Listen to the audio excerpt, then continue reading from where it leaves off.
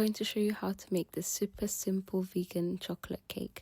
ይህንን በጣም ቀላል የሆነ የቾክሌት ኬክ አሰራር ላሳያችሁ። የሚያስፈልጉን 180 ግራም ዱቄት፣ የካካኦ ዱቄት፣ ትንሽ የሎሚ ጭማቂ፣ ስኳር፣ ቤኪንግ ሶዳ፣ ጨው እና ዘይት ናቸው እና ለብ ያለ ወይም ሞቅ ያለ ውሃ ማለት ነው።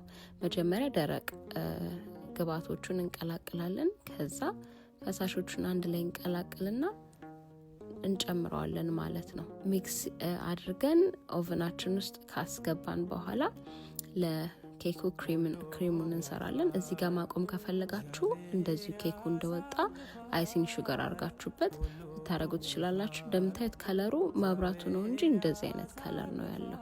ኬካችን ሬዲ ሲሆን ክሬማችን እንቀባለን ማለት ነው። ለክሬሙ የሚያስፈልጉትን ግብአቶች ጽፌላችኋለሁ። ውሃውን እኔ 2 ማንኪያ ነው የተጠቀምኩት፣ ግን አይታችሁ እንደውፍረቱ እናንተ ሚክስ ታረጉት እንደውፍረቱ። የተጠቀምኩት የጾም ቅቤ እሱ የሚቀባውን ወይም ደግሞ እንደዚህ እንደ ሳሙና ያለውን እሱንም መጠቀም ትችላላችሁ።